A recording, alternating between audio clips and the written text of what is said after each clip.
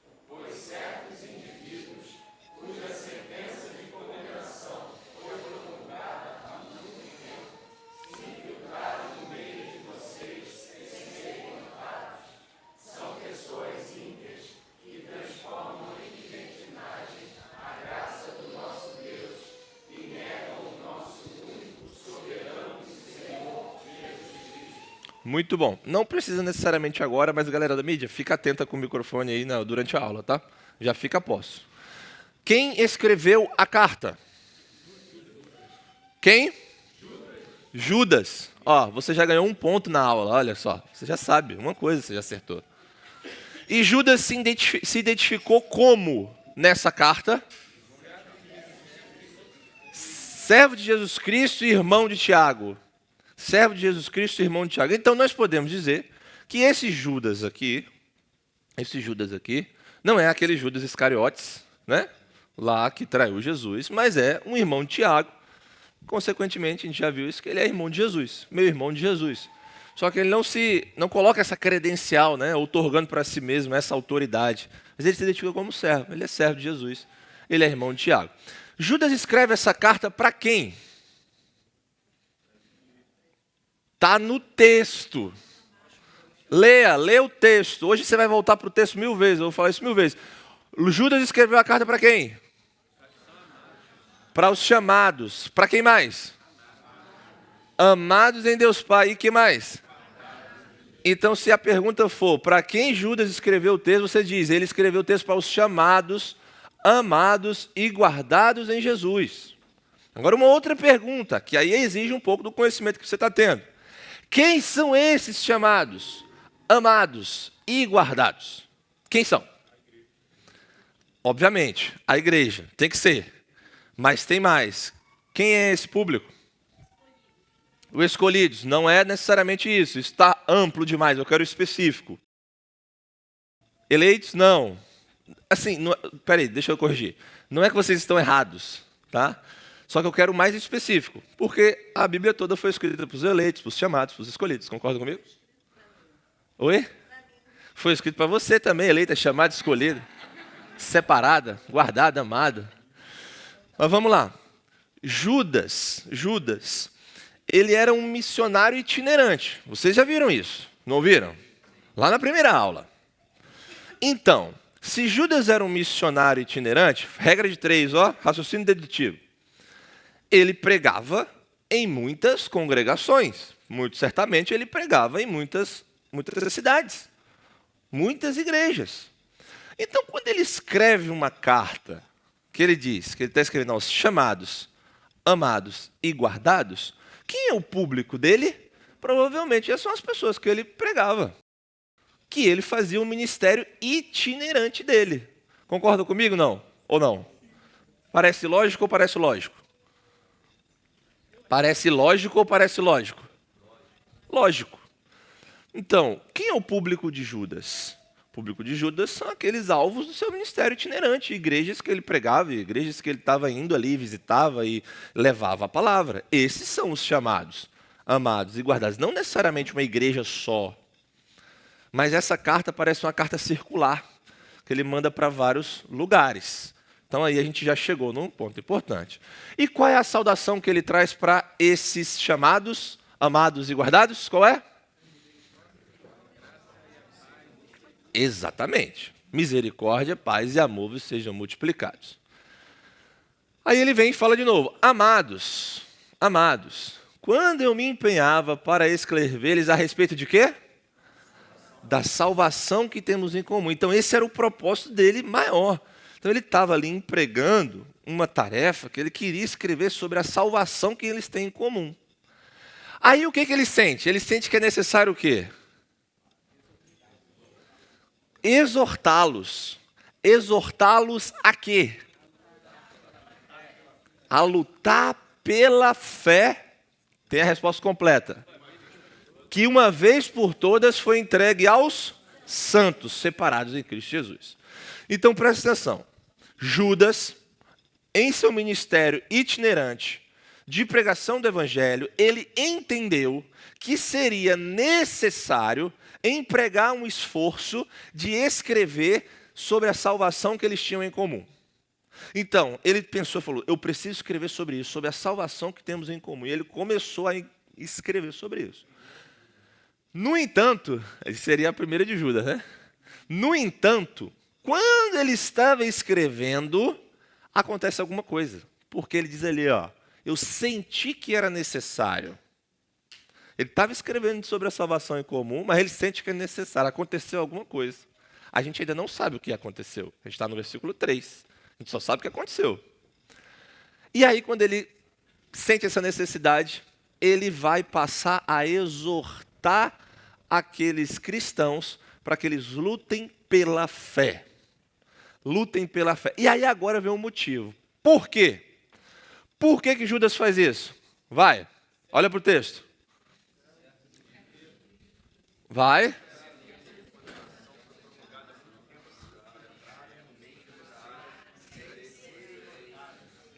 Exatamente. Vocês estão acertando tudo hoje, gente. Muito bom. Por que ele escreve sobre lutar pela fé? Pois certos indivíduos, cuja sentença de condenação já foi promulgada anteriormente, se infiltraram com dissimulação no meio deles. Falsos mestres assolando a igreja. Então Judas estava lá para escrever a teologia sistemática de Judas sobre a salvação que eles tinham em comum. E quando ele chega lá, ele vê que falsos mestres estão entrando na igreja. E aí quando ele observa isso, ele fala: eu preciso parar de escrever o que eu estava fazendo, eu preciso agora exortar sobre isso. Por quê? Porque eles se infiltraram, sem serem notados, ou com dissimulação. E aí Judas vai fazer o quê? Uma exortação a ele. Ele vai denunciar os falsos mestres em sua carta. Esse é o seu propósito maior. Só que não é só um propósito negativo, lembra disso, você também já ouviu isso aqui. Não é só um propósito negativo de denúncia aos falsos mestres, mas é um chamado positivo de lutar pela fé. Faz parte do lutar pela fé a denúncia dos falsos mestres e o crescimento na verdade. Então Judas ele vai denunciar os falsos mestres, indivíduos que se infiltraram com dissimulação, e ele vai fazer isso chamando a igreja para lutar, chamando a igreja para se opor aos mestres, chamando a igreja para crescer na verdade e fortalecer os mais fracos. É por isso que ele escreve a carta dele. Qual é a descrição que ele dá para os falsos mestres? Olha para o texto. Muito bom. Vocês estão demais hoje. Eu não sei nem como é que vocês estão tão espertos assim. São pessoas ímpias, impiedade, pecaminosas. E eles transformaram o que em quê? A graça de Deus em libertinagem. Quando eles fazem isso, eles rejeitam o Senhor e eles negam o Senhor Jesus Cristo também. Então é isso que Judas está falando aqui nos seus primeiros versos. Concordam comigo, sim ou não? Então aqui a gente já viu quem escreveu a carta, para quem escreveu a carta, por que escreveu a carta, os adjetivos que ele dá, tanto para aqueles que ele escreve a carta, quanto para o alvo da sua exortação. Está tudo aqui nos primeiros versos, a gente já construiu sobre isso, e você viu isso na primeira aula. Vamos seguir. Vamos ler esse texto todos juntos? Vamos lá. Embora...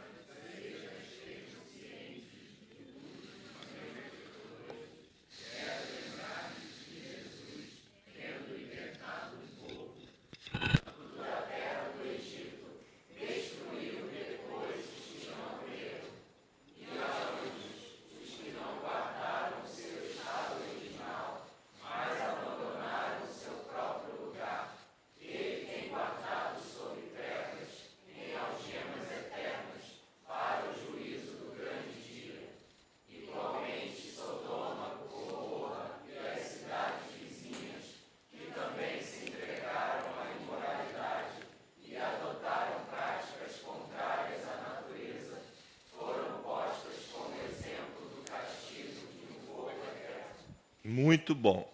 Pergunta.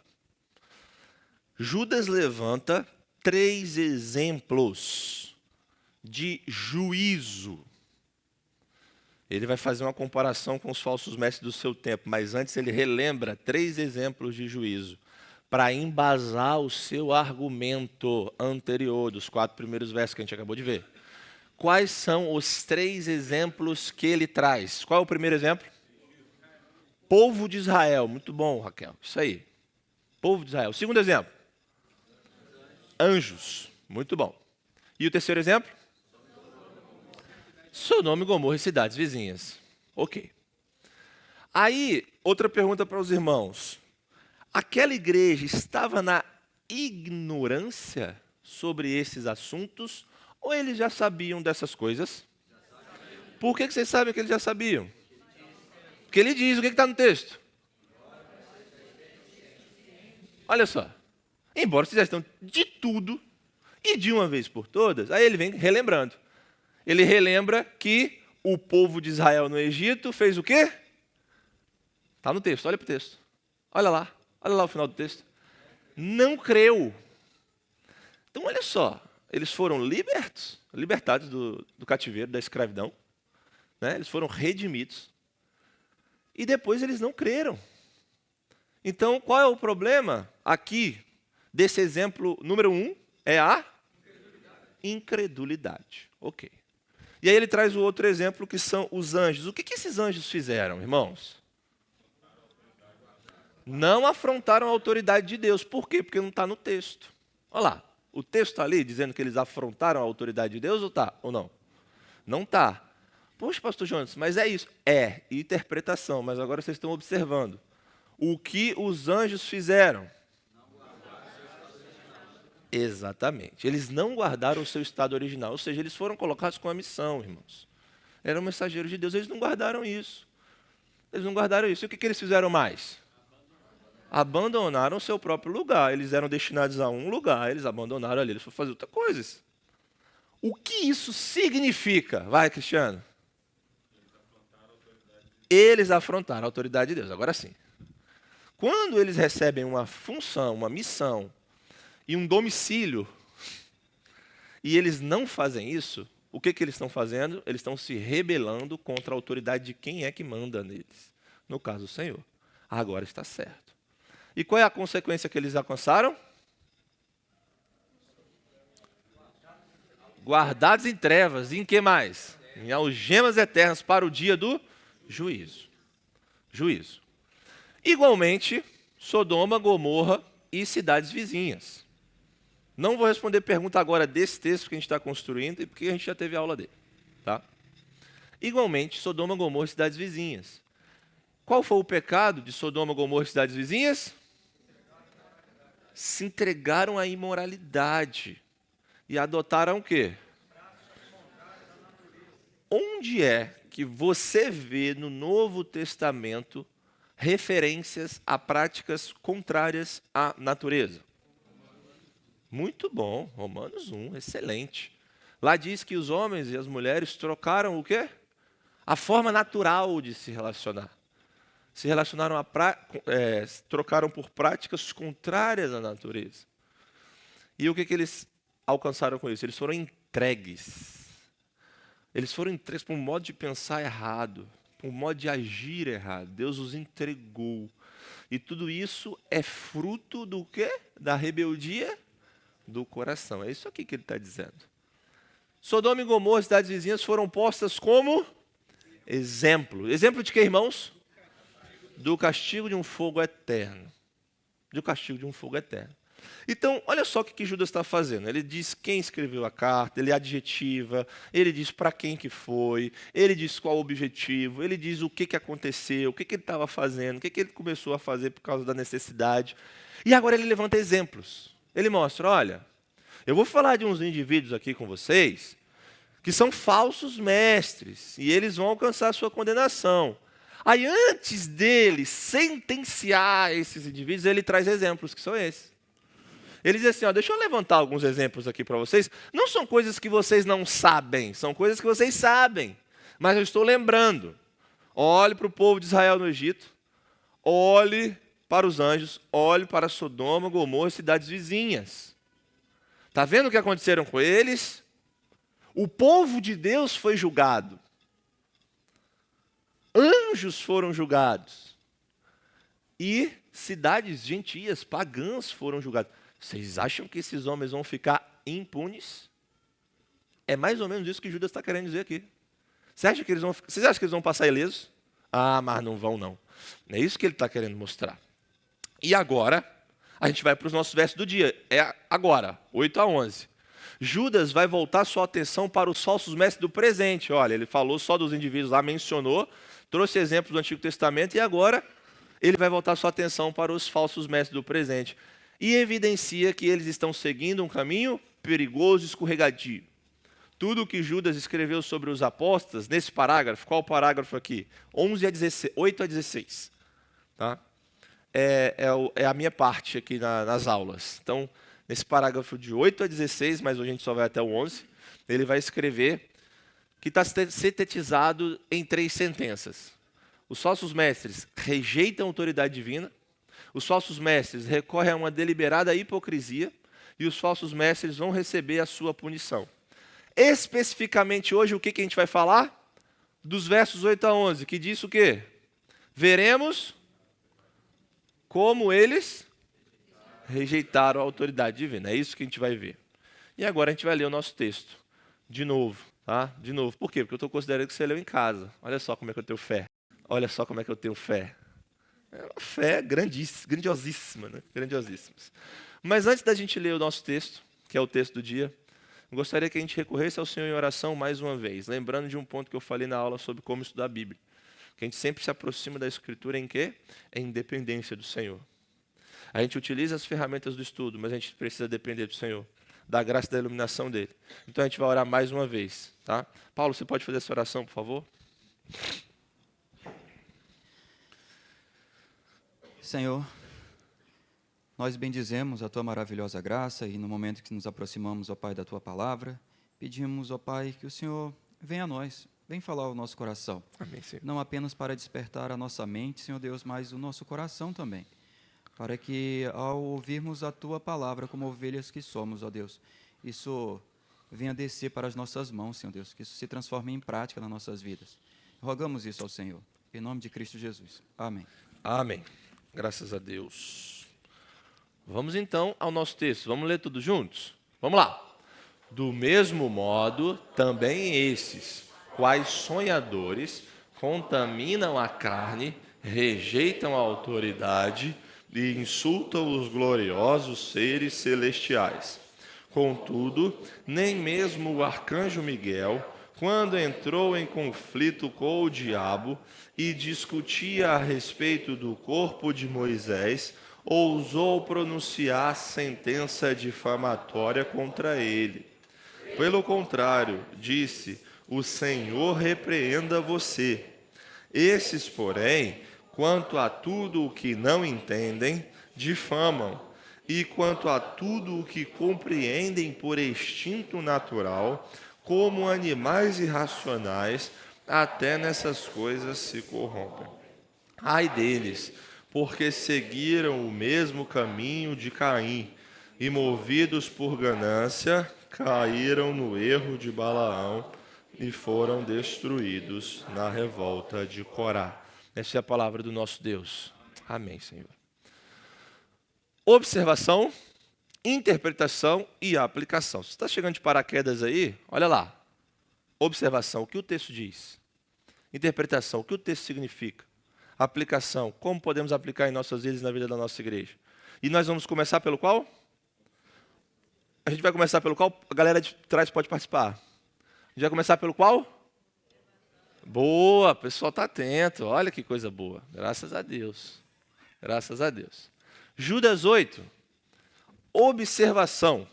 Do mesmo modo, também esses, quais sonhadores, contaminam a carne, rejeitam a autoridade e insultam os gloriosos seres celestiais. Do mesmo modo de quê? Muito bom, muito bom, muito bom.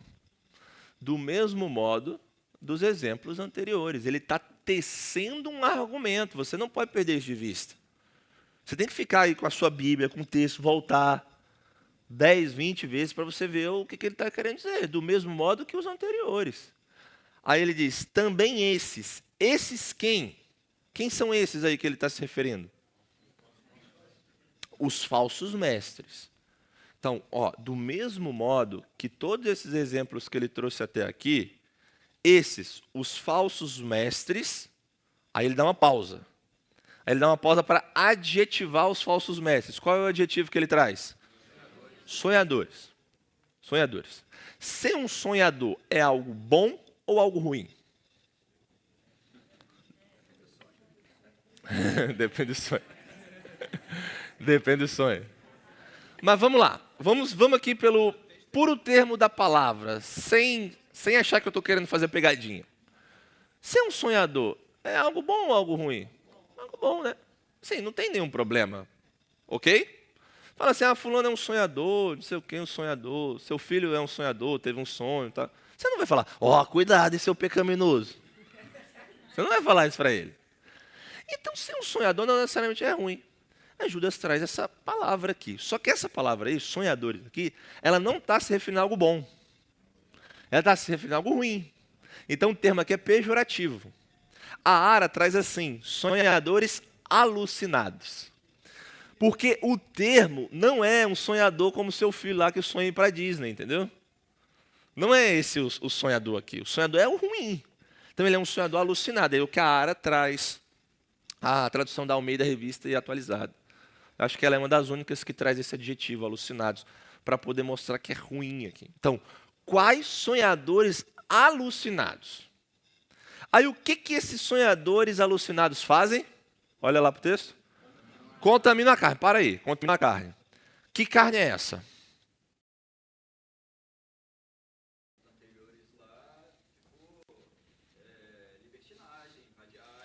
Você está dizendo o tipo de contaminação. Você não disse qual carne é. Que carne é essa? O corpo.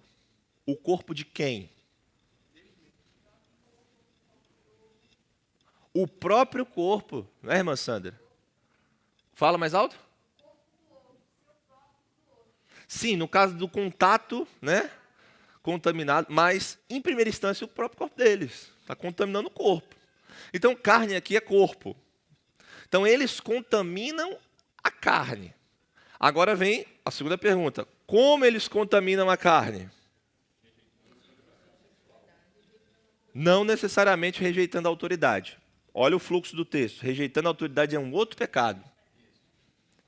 Claro que quando você contamina o seu corpo, você está rejeitando o que Deus está te trazendo. Mas olha para o texto, olha para o texto. Do mesmo modo, também esses... Quais sonhadores contaminam a carne, aí vem outro exemplo e depois vem outro exemplo. Então, qual é a condenação que eles fazem? Como que você contamina o seu corpo no exemplo de Judas? Relação sexual ilícita, é isso. E qual foi o exemplo lá de trás? Sodoma e Gomorra e cidades vizinhas. Então, eles contaminam a carne, ok? E eles fazem o que mais? Rejeitam a autoridade. E insultam gloriosos seres celestiais. Rejeita a autoridade. Que autoridade é rejeitada, irmãos, aqui? A autoridade do Senhor. Muito bom. Agora uma outra pergunta. Autoridade de quem mais? Boa, Moisés. Dos líderes da igreja. Nesse caso, quem é a figura que representa? Os apóstolos. Então, o argumento do Antigo Testamento, irmãos, é que quando você rejeita a autoridade da liderança instituída por Deus, no caso dos apóstolos, você está rejeitando a autoridade de Deus. Você vai ver o exemplo que ele vai dar aqui. Ele vai falar de Corá. Corá rejeitou a autoridade de quem? Aí quando Deus vai falar com Corá, Deus fala assim, você me rejeitou. Você rejeitou o meu escolhido. É como se ele estivesse rejeitando a autoridade de Deus. Porque é um líder instituído ali. E aí Judas também fala que eles insultam gloriosos seres celestiais. Pela prática, pela pregação deles, pelo modo de vida deles, eles insultam os gloriosos seres celestiais. Que o quê? Que guardam o povo de Deus, que velam pelo povo de Deus, que velam pela palavra de Deus, que estão ali diante de Deus, diante da santidade de Deus, estão vendo tudo aquilo, É um insulto a eles. Também. É o argumento dele aqui, é isso. Fala. Aquela fala dele, quando ele diz para eles guardarem a fé, que uma vez por todas foi entregue aos santos. Quando ele diz, no versículo, a fé que uma vez por todas foi entregue aos santos. É interessante ele mostrar isso no Novo Testamento, dizendo que a completude, da revelação ali, quando ele diz uma fé que uma vez por todas foi dado ali aos santos. Completa. Isso. E ele está mostrando aí essa falta de autoridade deles a respeito dos apóstolos, como você colocou. Perfeito, perfeito. A ARA, a Almeida Revista Atualizada, traz assim, nesse finalzinho. Eles rejeitam o governo e difamam autoridades superiores. Esse é o sentido. É uma rejeição de governo, de liderança e autoridade, tá? E difamar autoridades superiores, insultar autoridades superiores. Judas diz que os falsos mestres, que são esses, fazem esse tipo de coisa. Mais alguma coisa a gente observar nesse texto? Observar. Eu estou pouco interpretando aqui. Estou observando. Não estou interpretando quase nada. Só dou algumas palhinhas para a gente ter entendimento. Sim, o que você quer dizer sobre isso? Ele deu exemplo antes lá do arcanjo Miguel. Antes não, depois. Olha aqui o arcanjo Miguel. Você nem sabe que existe Miguel ainda, Moisés. A gente nem chegou nele. Calma. É porque não mandou a gente decorar, eu tô decorando. Ah, entendi. Foi isso. Olha só. Eu sabia que ia chegar um eleito, guardado, amado. Beleza, beleza. Mas alguma coisa a mais, irmãos, nesse texto? Eu grifei coisas que eu julguei importantes. Você acha que tem mais alguma coisa importante aí?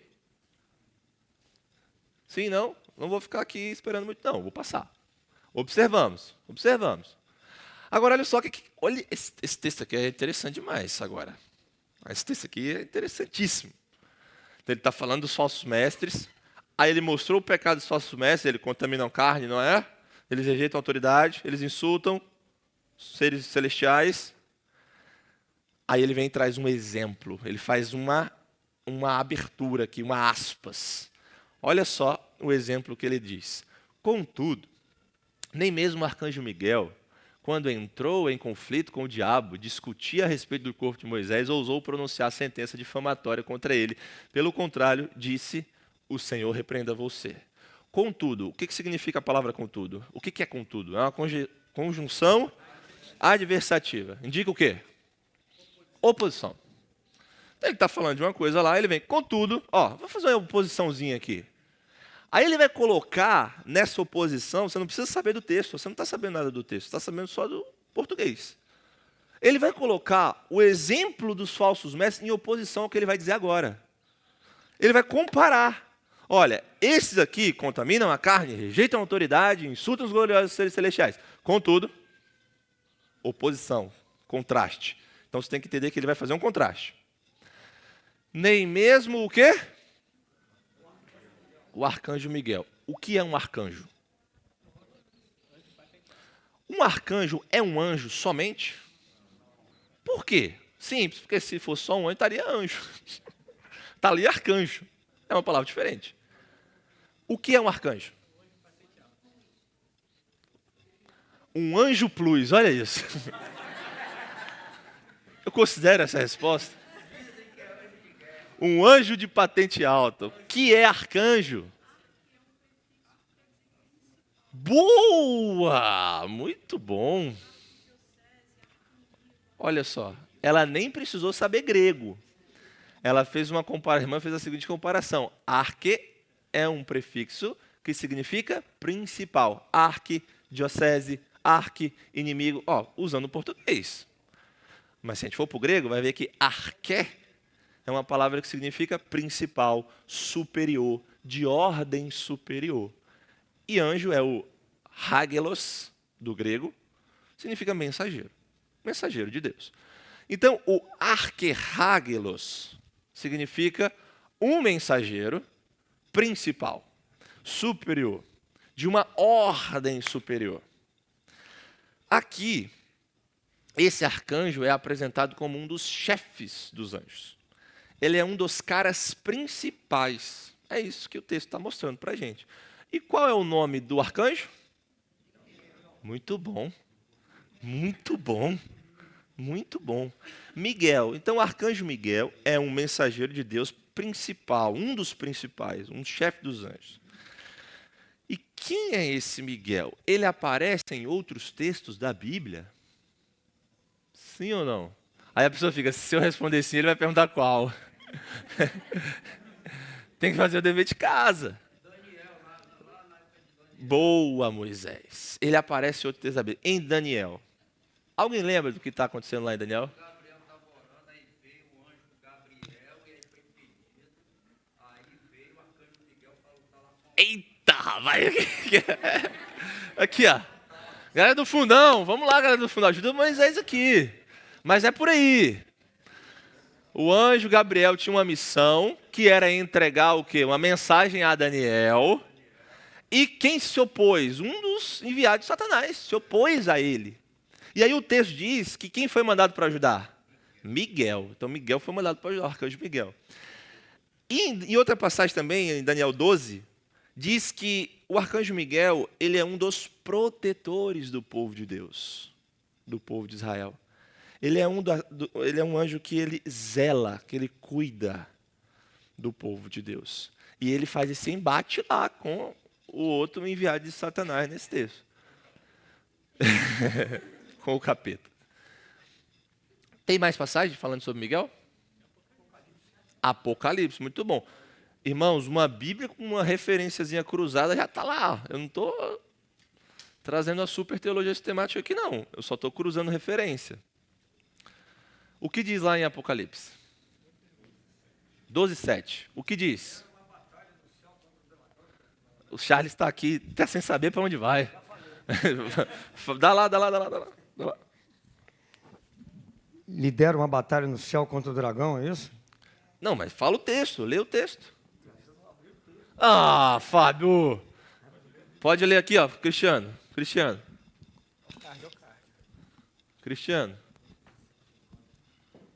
12:7. Então estourou a guerra no céu. Miguel e os seus anjos lutaram contra o dragão.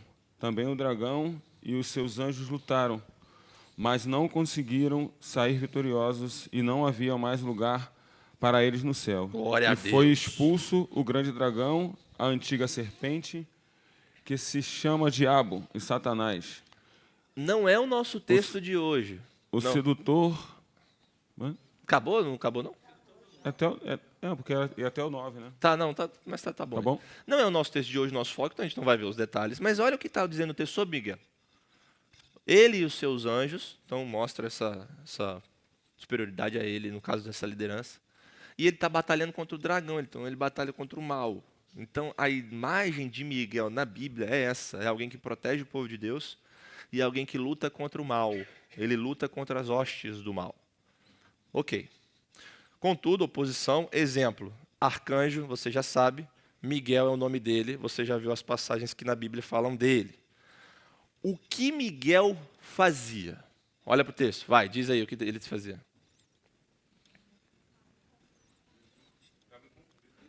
Fala alto, dá para acertar. Ele estava em conflito com? E o que mais? A respeito do corpo de Moisés. Agora vem a pergunta cabulosa. Onde está isso? Não está lá. Não está lá. Olha só, também não está lá. Prestem atenção na pergunta. Eu vou mudar a pergunta agora. Qual é o cenário desse episódio aqui? Fala o que você falou. Deuteronômio o quê? Deuteronômio 31. 31 ou 34? 34. Deuteronômio 34. O cenário evocado por Judas é Deuteronômio 34. O que acontece em Deuteronômio 34? Há uma disputa pelo corpo de Moisés, mas a gente só sabe isso porque Judas está dizendo. Porque lá em Deuteronômio diz que Moisés sobe. Para que ele sobe? Para ver a terra e o quê? E morrer. E ele sobe lá para fazer isso em mandado de quem? De Deus. Deus que manda. Aí essa é a cena.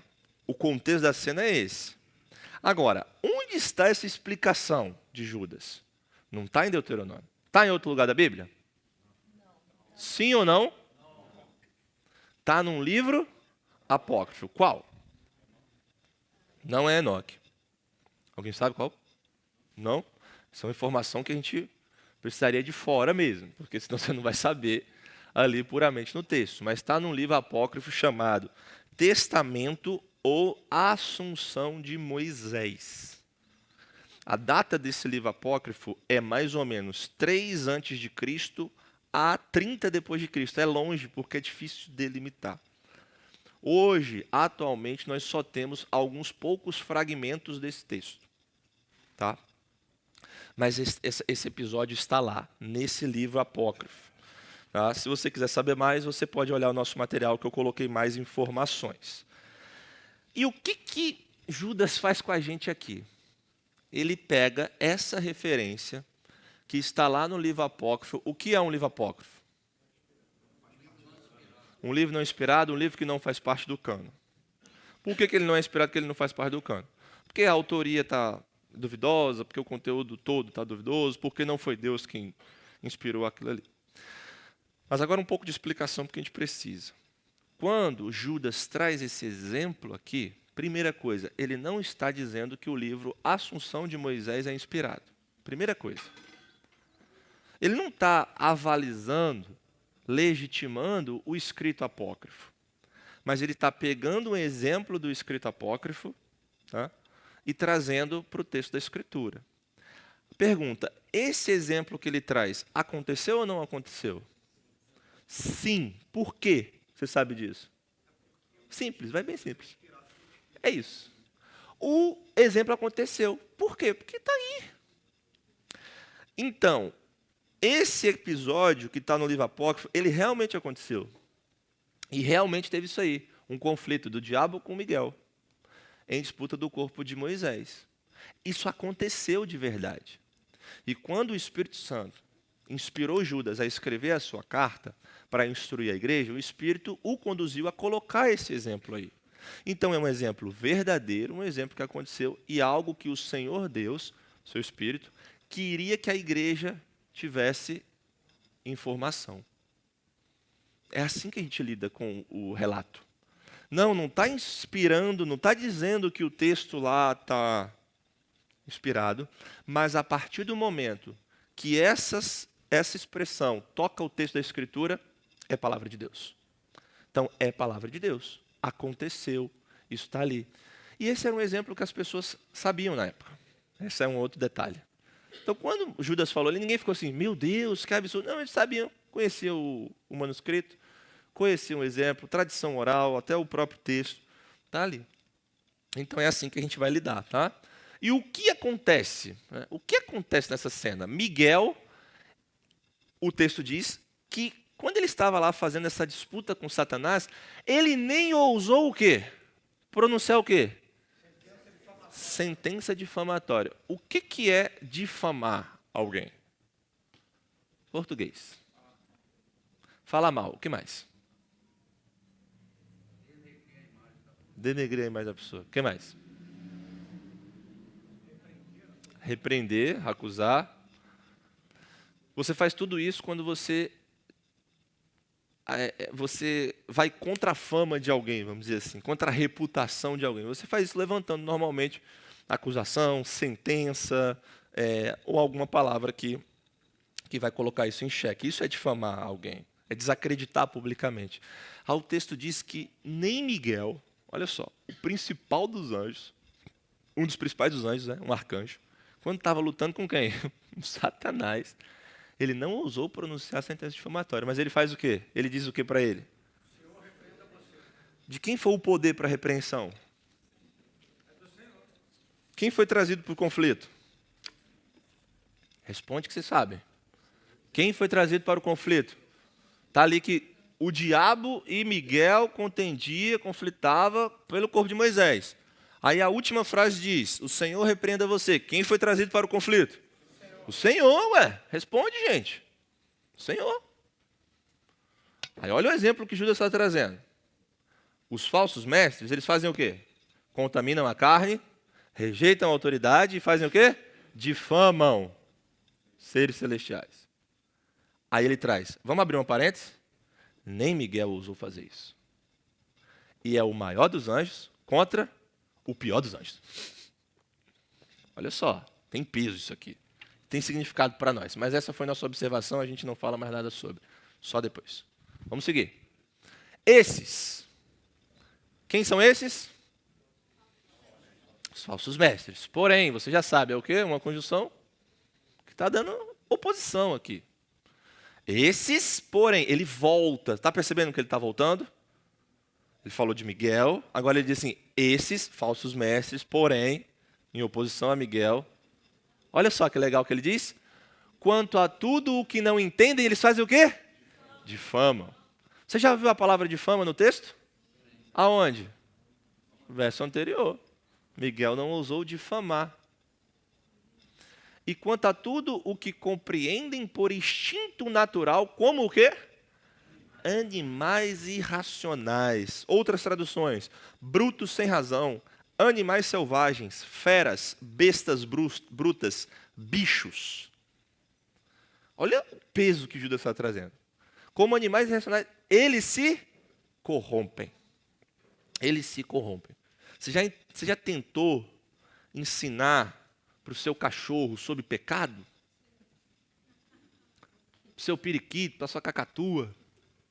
Olha só, eu vou te ensinar aqui agora sobre pecado. Já tentou? Tenta lá para você ver se você vai conseguir. O que Judas está falando é que eles são assim. Como animais irracionais. Agora tem um ponto. O homem foi criado como um bicho? O homem foi criado como o quê? Imagem e o quê? Isso está onde? Gênesis. Por que eles estão se comportando como animais aqui? A resposta é, porque o coração está rebelde. Quando o coração está rebelde, você vira um bicho. Você vira um animal irracional. Você vira como uma besta sem razão, como um bruto irracional. E quando você vai e você segue o seu coração nessa rebelião contra Deus, o que acontece? Olha lá o final. Se corrompem. Então, os falsos mestres de Judas, eles não eram criados como animais. Eles não eram bichos no sentido material da palavra, como um cachorro, um gato, um tigre. Não. Eles eram criados à imagem de Deus, mas o coração estava tão rebelde que eles se tornaram como animais irracionais, que não entendiam. Até o que entende por instinto natural, o que o homem entende por graça comum, eles não conseguiam compreender. E aquilo que eles não entendiam, eles difamavam. Eles não sabiam, eles falavam mal. Olha só, é isso que Judas está dizendo.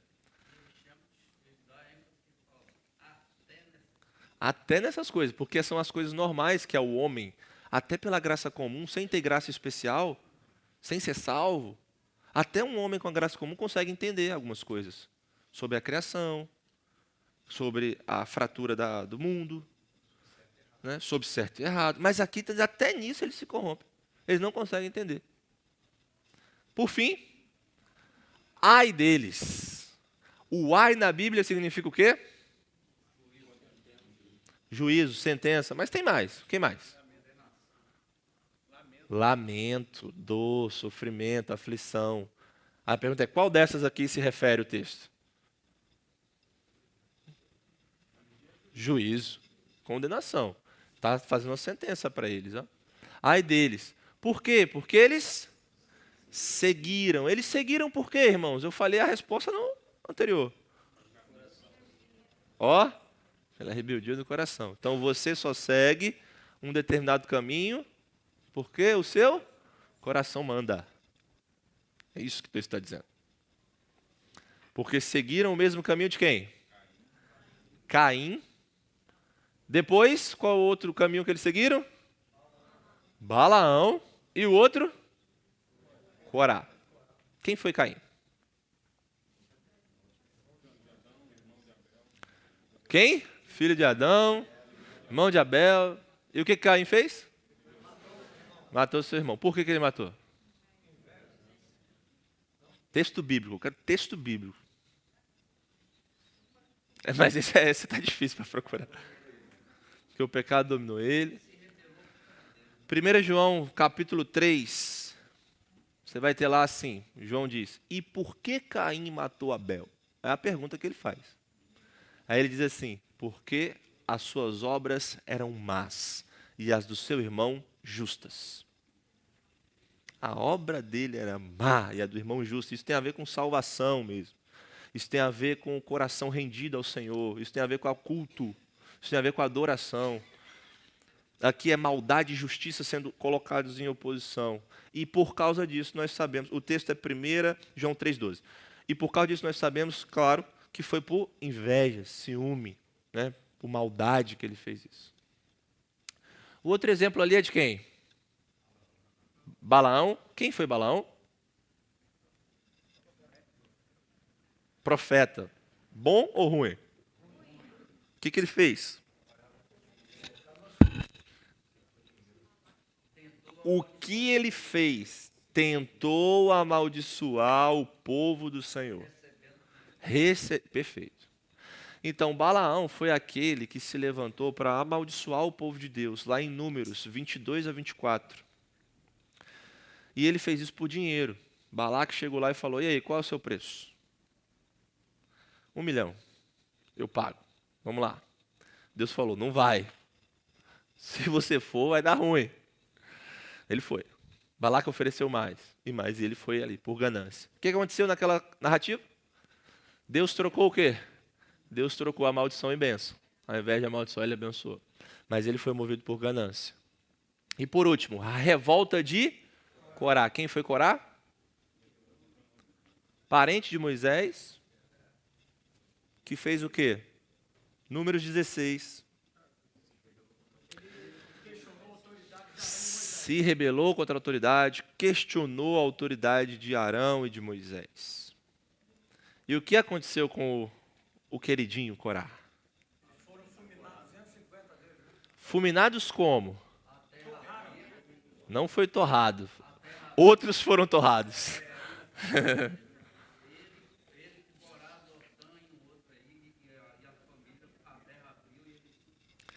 A terra se abriu e comeram eles vivos, e comeu eles vivos. Você sabe o que é isso? Você queria estar lá do lado? Queria? Só para dar uma olhadinha. A terra abrindo. Vai que abre um pouquinho assim para você. A terra se abriu, irmãos. E eles foram tragados vivos. Aí veio um povo falando assim, vocês estão matando o povo de Deus. Aí o que aconteceu? Fulminados. 14.600. Pouca gente, né? Ai, que Deus ruim, meu Deus. É outro texto, né? Outro dia. Mas esse é o exemplo. E ele traz assim, eles fizeram isso aí. Seguiram o caminho de Caim, movidos por ganância, entraram no erro de Balaão e foram destruídos na revolta de Corá. É isso, só observação. Vamos voltar aqui? O que esse texto significa para nós? Aqui na interpretação. Esse do Judas 8. Significa, irmãos, que esse primeiro aqui, né? Toda autoridade ela vem de Deus. E aqueles que exercem autoridade também têm que estar debaixo da autoridade. E como nós já pincelamos aqui, os falsos mestres estavam se rebelando contra a autoridade de Deus e dos apóstolos. Então, por isso que está dizendo ali, ó, do mesmo modo, esses. É por isso que eles contaminam carne, é por isso que eles rejeitam a autoridade, insultam os seres celestiais. Eles rejeitam aquilo que foi ordenado por Deus. É isso que está significando. O que significa esse texto para nós? Isso aqui é pesado.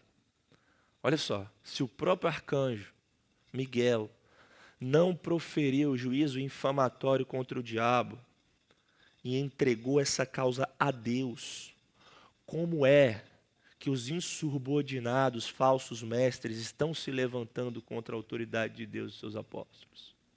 É isso que Judas está querendo dizer, é isso que significa.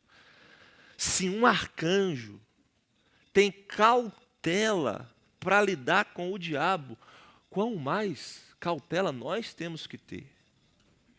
Quão mais cautela os falsos mestres que falam demais deveriam ter. A ideia de Judas aqui no 9 é que se o maior de todos os anjos bons se recusou a falar mal do maior de todos os anjos maus, mesmo em uma circunstância como essa, que ele estava certo, nós devemos ser muito mais cautelosos ao emitir juízo contra outras pessoas. Isso é sério ou não? Aí na rede social você vê o quê? Pastor, o vídeo, a igreja, a conferência, os abusadores, não sei o quê, os adultérios, o pastor fez isso, o pastor fez aquilo, e fulano fez isso, e gente se levanta, e gente se levanta. Você acha isso tranquilo? O que o texto está dizendo?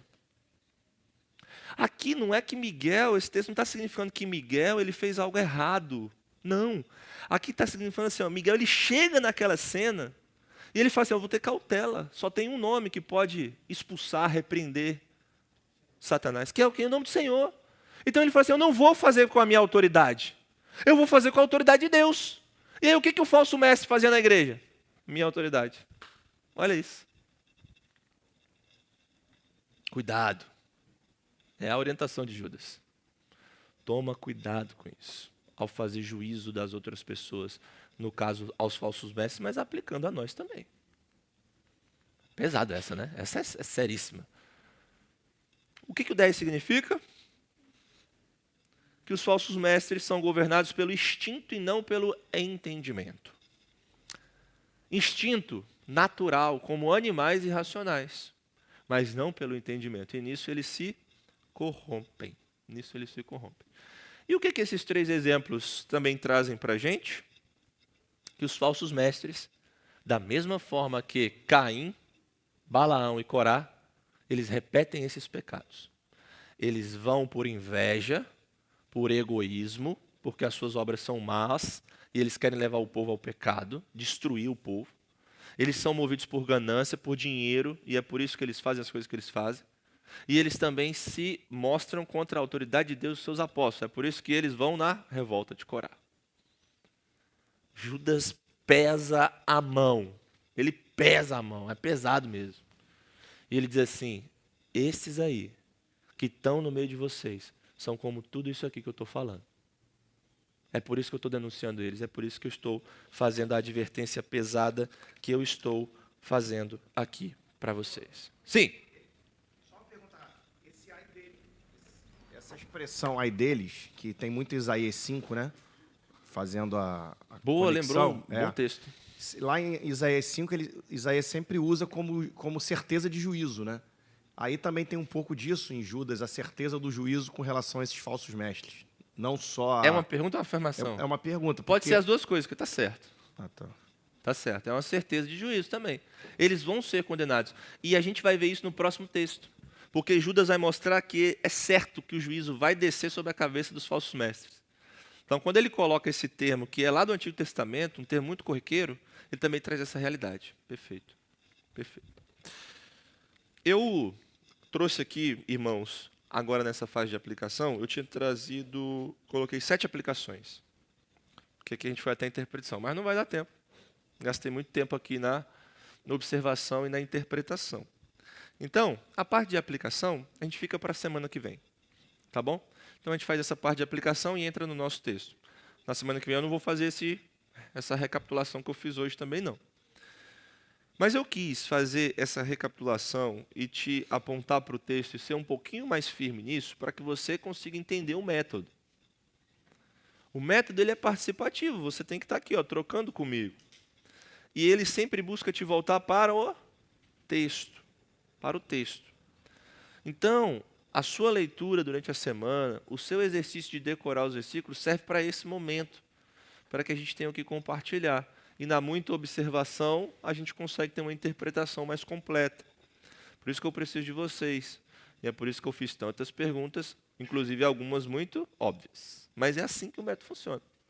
É das perguntas óbvias que a gente vai chegando à compreensão mais complexa. Então, por favor, irmãos, eu encorajo os irmãos a se dedicarem, a se esforçarem nesse sentido.